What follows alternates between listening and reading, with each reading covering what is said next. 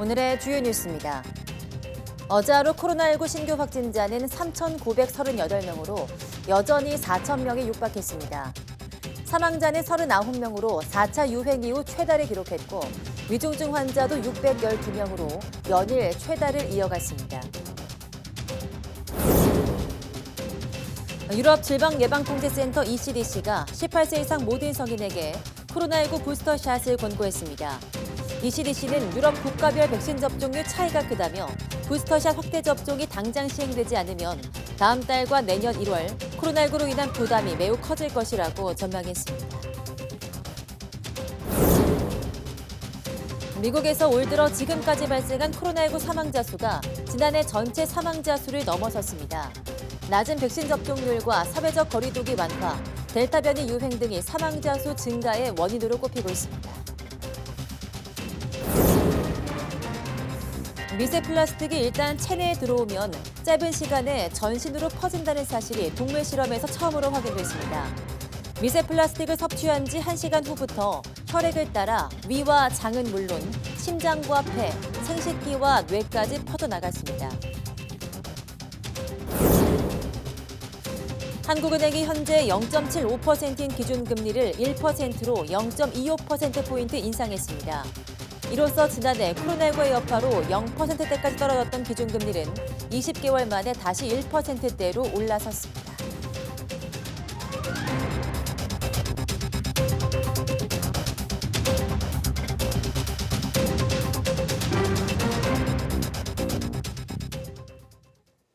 네, 여러분 안녕하십니까? 11월 25일 사이언스 투데이입니다. 코로나19 신규 환자가 3,938명으로 이틀째 4,000명 안팎 확산세가 계속됐습니다.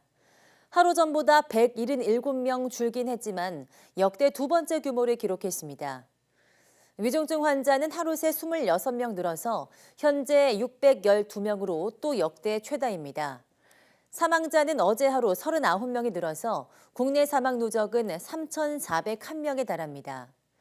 신규 사망자 39명은 4차 대유행 이후 최다로 코로나19 발생 이후로는 두 번째 규모입니다. 국내 발생 가운데 수도권 환자는 3,112명으로 79.4%를 차지했습니다. 비수도권 비중은 20.6%로 충남과 부산 등을 중심으로 감염이 확산했습니다. 백신 접종률은 1차 접종이 82.5%, 접종 완료율은 79.3%입니다. 추가 접종은 어제 하루 15만 명이 받아 누적 226만여 명으로 집계됐습니다. 네, 어제 오후 5시 기준으로 수도권 중환자 병상 가동률은 83.9%로 전날보다 0.2%포인트 높아졌습니다. 특히 서울이 85.5%를 기록하면서 전날보다 0.9%포인트 낮아진 가운데 경기와 인천이 각각 82.7%와 81%를 보였습니다.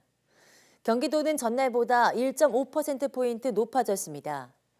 수도권의 남은 중환자 병상은 서울 50개, 경기 47개, 인천 15개 등 총 112개뿐입니다. 전국 중환자 병상 가동률은 71.5%로 전날보다 0.5%포인트 높아졌습니다. 김부겸 국무총리는 코로나19 확진자 증가로 수도권만 놓고 보면 의료 대응 여력이 거의 소진된 상황에 처해 있다고 진단했습니다. 또 중환자 치료에 집중하기 위해서는 재택 치료가 확대될 필요가 있다고 언급하며 내일 중대본에서 앞으로의 일상회복 진행 방향을 결정하겠다고 밝혔습니다. 김 총리의 일상회복 지원위원회 회의 모두 발언 직접 들어보겠습니다. 수도권을 중심으로 특히 고령층의 감염 확산이 집중되면서 중환자와 사망자가 급증했고 수도권만 놓고 보면 의료 대응의 여력이 거의 소진된 상황에 처해 있습니다. 단계적 일상회복을 지탱해 줄 만큼 현재의 의료 대응 체계가 갖추어져 있는지 그리고 개선한다면 무엇을 먼저 보완해야 할지에 대한 논의도 중요할 합니다. 일상 회복 과정에서 확진자가 급속히 늘어나더라도 의료 체계에 큰 부담을 주지 않으면서 중환자 치료에 집중하기 위해서는 재택 치료가 더 확대될 필요가 있습니다. 정부는 오늘 위원회에서 모아주시게 될 의견을 토대로 다시 한번 심사숙고해서 내일 중대본에서 앞으로의 단계적 일상회복 진행 방향을 결정하겠습니다. 네, 최근 코로나19 확진자가 급증하고 있는 가운데 유은혜 부총리 겸 교육부 장관은 학생들의 감염 상황과 백신 접종 효과에 대해서 감염병 전문가들과 긴급 자문회의를 열었습니다. 이 자리에서 서울대 최은하 교수는 최근 4주간 소아청소년 10만 명당 확진자는 99.7명으로 19세 이상 성인 76명보다 많았다고 밝혔습니다. 반면에 백신 접종률이 96.9%로 높은 고3의 발생률은 현저히 감소해서 백신의 예방 효과가 높은 것으로 평가됐습니다. 고등학생의 학년별 10만 명당 발생률은 고2가 7.1명, 고1은 6.9명이었지만 고3은 1.4명으로 5분의 1에 그쳤습니다. 전문가들은 전면 등교를 추진하는 상황에서 청소년 대상 백신 접종이 학교에서의 감염 전파를 줄이는 효과적인 방법이 될 수 있다고 평가했습니다.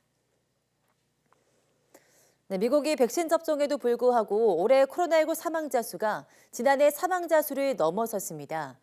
낮은 접종률이 주요 원인으로 꼽히고 있는데요. 백악관 수석 의료고문은 부스터샷도 반드시 맞아야 한다고 강조하고 나섰습니다. 보도에 이종수 기자입니다. 미국 질병통제예방센터 CDC에 따르면 현지 시각 23일 기준 올해 코로나 사망자 수는 38만 6,233명, 지난해 38만 5,343명을 추월했습니다. 미국 전체 사망자 가운데 코로나로 숨진 사람이 차지하는 비중도 지난해 11%에서 올해 13%로 커졌습니다. 올해 코로나 사망자 수는 더 늘어날 것이 확실시되고 있습니다. 올해 말까지 한 달 넘게 남은 데다 지역 보건당국이 CDC에 코로나 사망자 현황을 보고하는데 시간이 걸리기 때문입니다. 올해 코로나 사망자 수가 지난해보다 는 이유로 낮은 예방접종률, 마스크 착용과 사회적 거리두기 완화, 전염성이 높은 델타 변이 유행 등을 전문가들은 꼽았습니다. 미국에서 백신 접종을 마친 사람은 1억 9,597만 명, 전체 인구의 59%, 주요 7개국 G7 국가 가운데 가장 낮습니다. 많은 미국인이 이제 코로나를 풍토병으로 인식하고 위기 상황으로 받아들이지 않고 있다고 전문가들은 우려합니다. 백악관 수석 의료 고문인 앤서니 파우치 박사는 코로나19 퇴치에 부스터샷이 핵심이라고 강조했습니다. We will see that boosters are likely a very critical part of the immunization regimen and not a bonus or a luxury. 백신 면역 효과가 저하되는 문제가 모든 연령층에서 발생한다는 증거가 있다며 두 차례 접종을 완전한 예방접종으로 정의하는 기준도 바뀔 수 있다고 파우치 박사는 말했습니다. YTN 이종수입니다.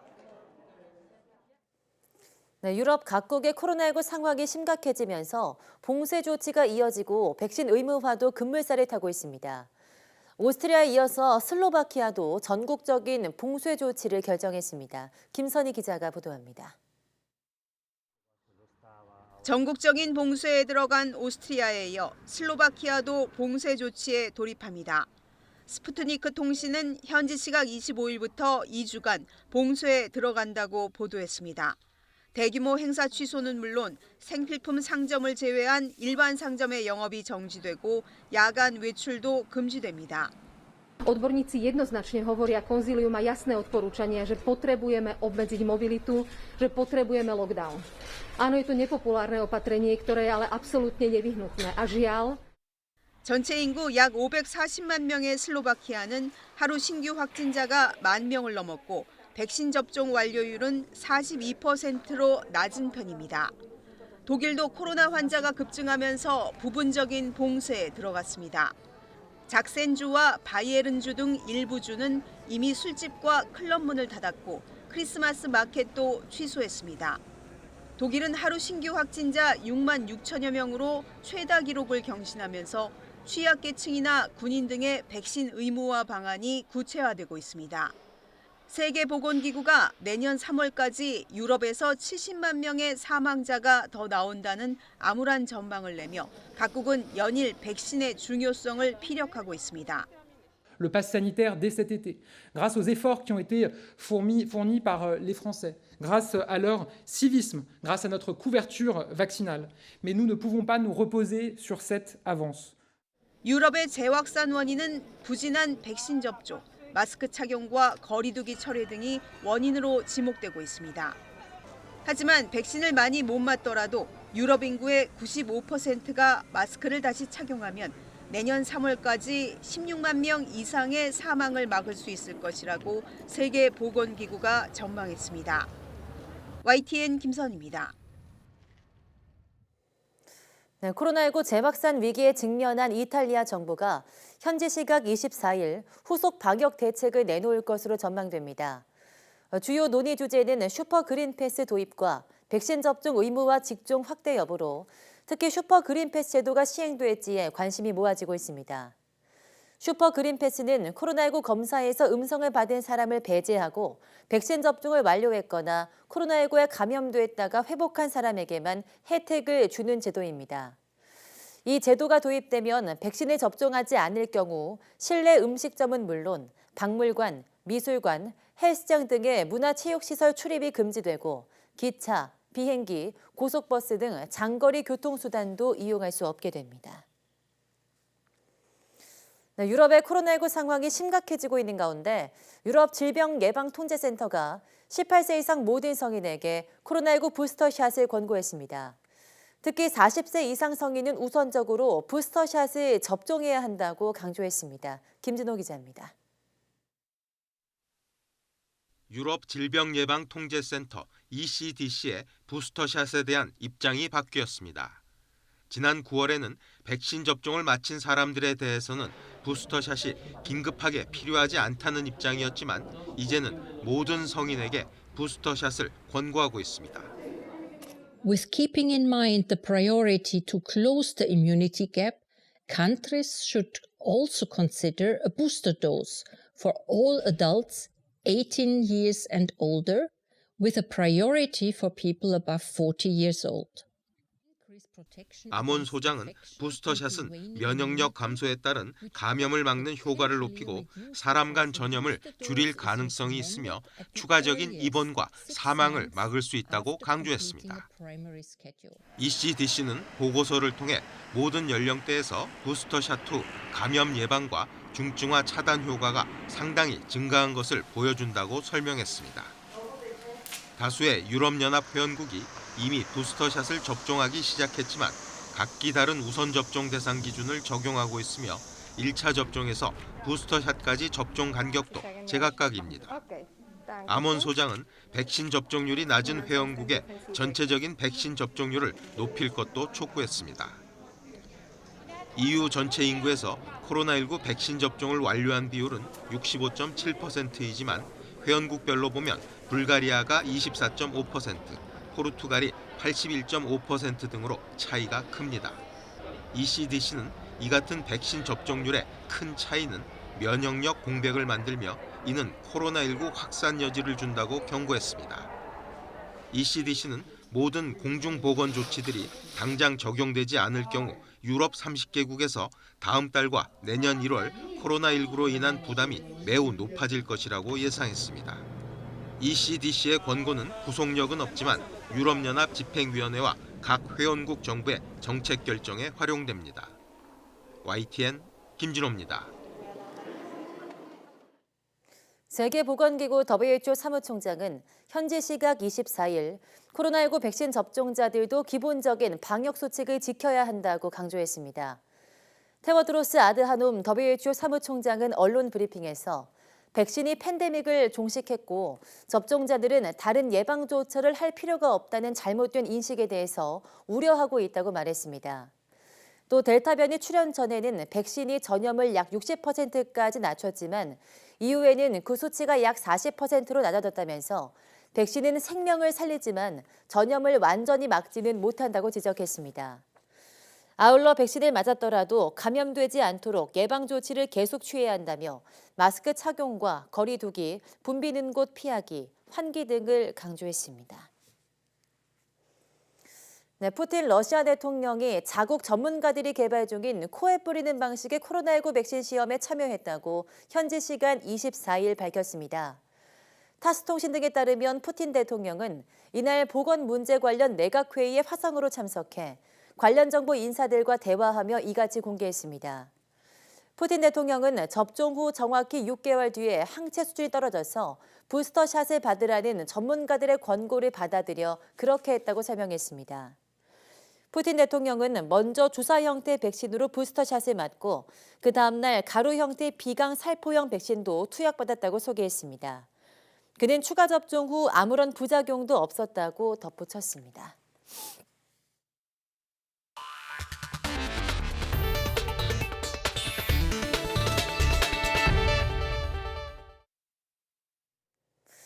코로나19 사태로 시작된 0%대 기준금리 시대가 막을 내렸습니다. 한국은행 금융통화위원회는 오늘 오전 회의를 열어 기준금리를 0.25%포인트 인상했습니다. 이에 따라 기준금리는 연 0.75%에서 1%로 올라 지난해 3월 이후 1년 8개월 만에 0%대 기준금리 시대를 마감했습니다. 금통위는 코로나19 관련 불확실성이 있지만 국내 경제가 양호하게 성장하고 있고 앞으로도 목표 수준을 상회할 것으로 예상된다며 통화정책 완화 정도는 앞으로의 상황을 면밀히 점검하며 조정해 나가겠다고 설명했습니다. 금융권에서는 내년에 한국은행이 추가로 기준금리 인상에 나설 것으로 보고 있습니다. 앞서 한국은행은 지난해 3월 코로나19 충격으로 경기 침체가 예상되자 기준금리를 1.25%에서 0.5%포인트, 5월에 0.25%포인트씩 각각 낮췄고 9차례 동결을 거친 끝에 지난 8월 0.25%포인트 인상했습니다. 네, 미세 플라스틱은 바다를 돌며 해양 생물에 타격을 준 뒤 결국 사람의 건강까지 위협합니다. 그런데 몸에 들어온 미세 플라스틱이 소화기관뿐 아니라 빠른 시간 안에 전신으로 퍼진다는 사실을 국내 연구진이 동물 실험을 통해서 세계 최초로 알아냈습니다. 양혜영 기자가 취재했습니다. 매년 1,000만 톤이 넘는 미세 플라스틱이 전 세계 바다로 들어가 해류를 따라 순환합니다. 이 미세 플라스틱은 먹이 사슬을 통해 결국 인체에도 위협이 됩니다.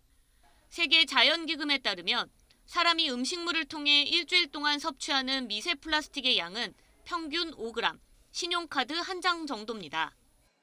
그런데 국내 연구진이 미세 플라스틱이 체내에 흡수된 지 1시간이면 전신에 퍼진다는 사실을 동물 실험을 통해 세계 최초로 밝혀냈습니다.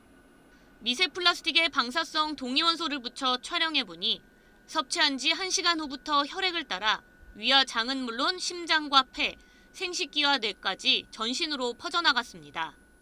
음식물 소화기관인 위와 장에서는 가장 많은 양이 확인됐는데 24시간이 지난 뒤 대부분 빠져나갔습니다. 하지만 해독 기능을 맡고 있는 간에서는 시간이 갈수록 오히려 미세 플라스틱 양이 더 늘어나 초기 1시간에 확인된 양보다 48시간이 지난 시점에 5배나 많이 확인됐습니다.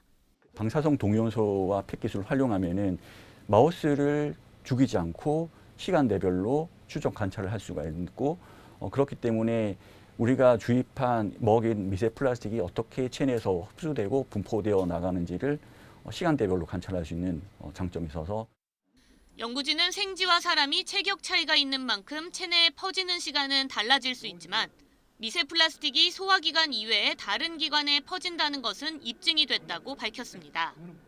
이번 연구는 미세 플라스틱이 단 한 번의 경구 투여만으로도 전신에 퍼진다는 것을 확인했다는 점에서 의의가 있다고 연구진은 설명했습니다. 또 앞으로 미세 플라스틱이 장기별로 어떤 영향을 미치는지에 대해서도 추가 연구를 이어간다는 계획입니다. YTN 사이언스 양회영입니다. 미국의 블랙 프라이데이 할인 행사 등으로 올해 연말에도 해외 직접 구매, 직구가 많이 증가할 것으로 보입니다. 비교적 저렴한 가격이 매력적이긴 하지만 배송이 늦어지거나 주문이 취소되는 경우도 있어서 주의가 필요합니다. 보도에 박홍구 기자입니다. 해외 직접 구매 사이트들이 블랙 프라이데이 할인 행사를 앞세워 고객들을 유혹하고 있습니다. 최근엔 배송이나 구매를 대행하는 국내 업체도 늘어 경쟁이 치열합니다. 보통은 직구를 하실 때 배송 추적이 국내로 들어오기 전까지는 안 되는 경우가 많잖아요. 저희는 그 시간이 굉장히 짧기 때문에 배송 추적이 쉽고. 블랙 프라이데이가 있는 11월부터 연말까지는 해외 직구 수요가 급증하는 시기입니다. 지난해의 경우 1월부터 10월까지 한 달 평균 해외 화물은 1년 전보다 34%만 늘었지만 11월과 12월은 2배 이상 증가했습니다. 이처럼 해외 직구 수요가 연말에 몰리면서 11월과 12월에 접수된 소비자 상담은 최근 3년간 모두 6,600여 건으로 집계됐습니다. 특히 배송 지연과 판매자에 의한 일방적 주문 취소에 대한 피해 상담이 많아졌습니다. 사업자가 배송을 연기하다가 한 1, 2개월 뒤에 일방적으로 주문을 취소하고 환급을 하는 경우가 있습니다. 이런 경우에는 할인 가격으로 다른 물건을 살 수 있는 기회 자체를 잃게 됐기 때문에 이 또한 소비자 피해로 볼 수 있습니다. 하지만 주문 취소로 발생하는 시간적, 금전적 기회비용은 보상이 어렵습니다. 따라서 직구 피해를 보지 않으려면 큰 폭의 할인율을 앞세운 광고를 보고 구매를 성급하게 결정하지 않는 것이 중요합니다. 또 물건을 사기 전에 사업자 정보와 구매 후기를 통해 판매자의 신뢰도를 확인하고 배송 현황을 자주 점검하는 것이 좋다고 소비자원은 지적했습니다. YTN 박홍구입니다. 미국 상무부는 현지 시각 24일 올해 3분기 국내 총생산 GDP 증가율 잠정치가 연율 2.1%로 집계됐다고 밝혔습니다. 지난달 말 발표된 속보치 2%에서 0.1%포인트 상향 조정됐습니다. 미국 성장률은 속보치, 잠정치, 확정치로 3차례 나눠 발표합니다. 이번 잠정치는 속보치보다 조금 올라갔으나 월스트리트 저널이 집계한 시장 전문가들의 전망치 2.2%에는 살짝 못 미쳤습니다. 또 직전 2분기 성장률 6.7%와 비교하면 3분의 1 수준입니다. 3분기 성장률 둔화는 코로나19 델타 변이가 지난 여름 확산하면서 소비자들이 지갑을 닫은 여파로 분석됩니다. 실업수당을 청구하는 미국인 수가 52년 만에 최저치로 떨어져서 코로나19 대유행 이전 수준을 회복했습니다. 이런 추세가 이어진다면 고용 상황이 개선된 것인 만큼 연준의 기준금리 인상이 빨라질 수 있다는 전망도 나오고 있습니다. 워싱턴에서 강태욱 특파원이 보도합니다. 미국 노동부는 지난주 신규 실업수당 청구 건수가 19만 9천 건으로 집계됐다고 밝혔습니다. 이는 월스트리트 저널이 집계한 시장 전망치 26만 건보다 훨씬 적은 수치입니다. 또 코로나19 사태 직전보다도 더 떨어진 수준입니다. 8주 연속 감소세입니다. 지난주 청구 건수는 1969년 11월 둘째 주 19만 7천 건 이후 가장 낮은 기록입니다. 중앙은행인 연준의 통화정책 논의에도 영향을 미칠 수 있는 상황입니다. 연준은 그동안 목표치를 3배 웃도는 물가 상승률에도 불구하고 고용회복 달성을 이유로 금리 인상에 신중한 입장이었습니다. Our decision today to begin tapering our asset purchases does not imply any direct signal regarding our interest rate policy. We continue to articulate a different and more stringent test for the economic conditions that would need to be met before raising the federal funds rate. 최우선 지표로 삼는 고용이 회복된 만큼 금리 인상이 빨라질 수 있다는 전망이 나올 수밖에 없습니다. 이번 달부터 시작된 자산 매입 축소가 끝나는 내년 중반부터 당장 금리가 오를 수 있다는 관측마저 나오고 있습니다. 하지만 일시적 현상으로 고용시장이 완전히 회복됐다고 평가하는 것은 시기상조라는 지적이 있습니다. 또 경제활동 인구 중에 아직도 일터에 돌아오지 않는 노동자들이 많아 완전 고용까지는 멀었다는 분석도 적지 않습니다. 그런 만큼 이번에 발표된 청구 건수가 추세로 이어질지는 더 지켜봐야 할 것이지만 미국의 고용시장이 회복을 향해 가고 있는 것만큼은 확실해 보입니다. 워싱턴에서 YTN 강태욱입니다. 네, 일본 정부는 2023년 봄에 시작될 것으로 예상되는 후쿠시마 제1원전 오염수 방출에 앞서서 자국 수산업 지원 대책을 서두르고 있습니다. 일본 경제산업성은 수산물의 판로 확대 등을 지원할 기금을 조성하기 위해서 추가 경정 예산안에 300억엔 약 3,096억 원을 반영하기로 방침을 굳혔다고 교도통신이 보도했습니다. 기금은 후쿠시마 원전 오염수 배출로 인해서 일본 수산업에 피해가 생기는 것을 방지하고 판로 확대 등을 지원하는 사업 등을 추진하는 데 활용될 것으로 보입니다.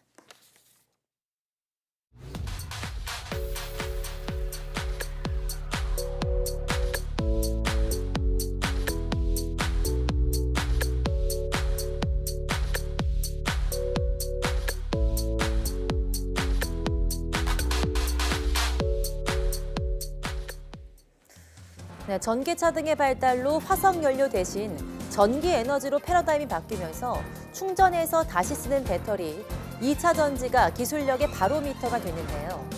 2차 전지 화재 위험성은 해결해야 할 과제로 남아있죠. 오늘 오후 사이언스투데이 과학의 달인에서는 화재 위험성을 크게 줄인 전고체 2차 전지를 개발하고 있는 김혜진 박사를 스튜디오 초대해서 이야기 나눠보겠습니다. 많은 시청 바랍니다. 함께해 주신 여러분 고맙습니다.